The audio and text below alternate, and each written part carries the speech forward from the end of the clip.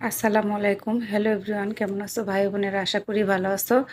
এই তো আমি সকালকার নাস্তা খেতে দিয়েছি আমার দুই ছেলেকে। ওরা চা দিয়ে রুটি দিয়ে খাবে আর হচ্ছে ডিম পোচ। এই তো দুই ছেলেকে আমি খেতে দিয়েছি। তাই ভাবলাম ওদের খেতে দিয়ে আমি রান্না করার ব্যবস্থা করি।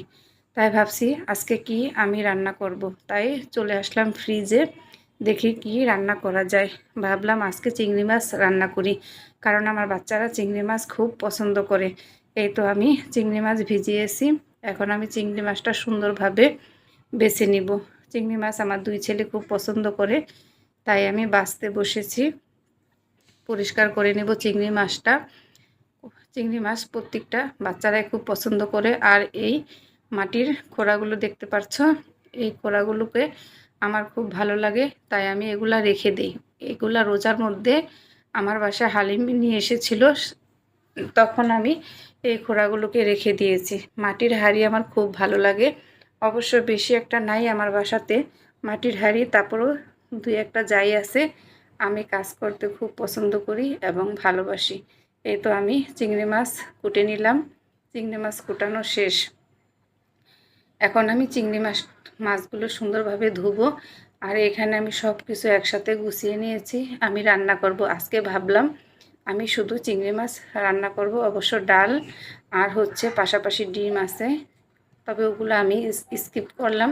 ওগুলো আমি দেখাবো না, কারণ সব ভিডিও আমাদের পক্ষে দেখানো সম্ভব হয় না। আমাদের সারাদিনে আমরা যা যা করি তা ভিডিও করা সম্ভব না ভাই বোনেরা, কারণ আমাদের সারাদিনে প্রচুর কিছু কাজ থেকে যায়। আমরা অনেক কাজই করি, এগুলো ভিডিওতে ধারণ করা সম্ভব না। অবশ্য রান্নাটা অবশ্য দেখাতে পারতাম, ওই রান্নাটা আমার আগেই রয়ে গেছে, করানো হয়ে গেছে, তখন আমি ভিডিওটা করিনি। তাই এজন্য আমি শুধু চিংড়ি মাছের ভিডিওটাই করলাম। এতে আমি সুন্দরভাবে চিংড়ি মাছের মশলাটা সব উপকরণ দিয়ে কষিয়ে নিলাম, সব ধরনের মশলা দিয়ে। এখন আমি চিংড়ি মাছ আর আলু দিয়ে সুন্দরভাবে কষিয়ে নিব। সুন্দরভাবে চিংড়ি মাছটা রান্না করব। আর আমার বাচ্চারা চিংড়ি মাছ খুব খেতে পছন্দ করে, আর কোনো কিছু না হলেও চলবে, ওরা চিংড়ি মাছ দিয়েই খুব মজা করে ভাত খাবে। তাই ভাবলাম চিংড়ি মাছটাই রান্না করি আমার ছেলের জন্য। এই তো আমার চিংড়ি মাছটা সুন্দরভাবে রান্না হয়ে গেল। ভাবলাম এদিকে বেজিংটা ময়লা হয়ে গেছে, একটু মেজে নিই। আমি নিজে নিজে বেসিনটাকে সুন্দরভাবে মেজে নিলাম। অবশ্যই এদিকে একটু লাল হয়ে গেছে, পুরা ময়লাটা উঠলো না। আর এখন আমি একটু ভিনেগার খাবো। সকালবেলা ভিনেগারটা খেতে মনে ছিল না, তাই আমি এখন ভিনেগারটা খাবো। আর ভাবছি ছেলেকে গোসল করাবো।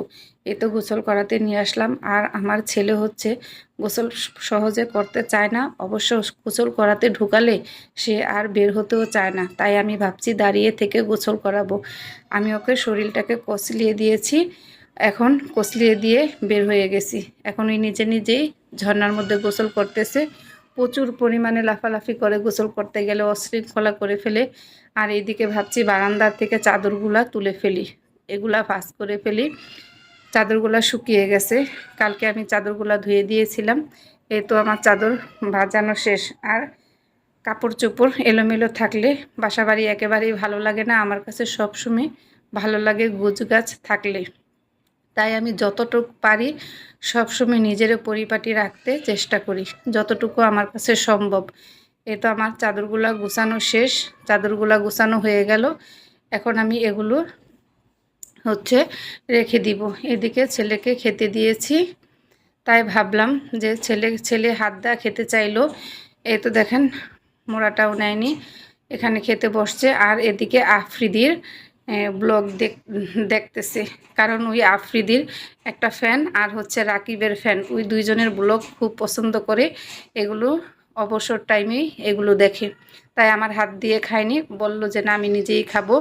এদিকে ওর হোমওয়ার্কটা করা বাকি ছিল, হোমওয়ার্ক করতে নিয়ে আসলাম। ভাবলাম একটু পরে মিস চলে আসবে, কালকে হোমওয়ার্কটা শেষ করেনি, তাই বলছি তুমি হোমওয়ার্কটা শেষ করে ফেলো। আর বাচ্চা মানুষ বুঝতেই পারছেন যে টাইম মতো বাচ্চারা কোনো কিছুই করতে চায় না, আমাদের অনেক জোর করে করাতে হয়।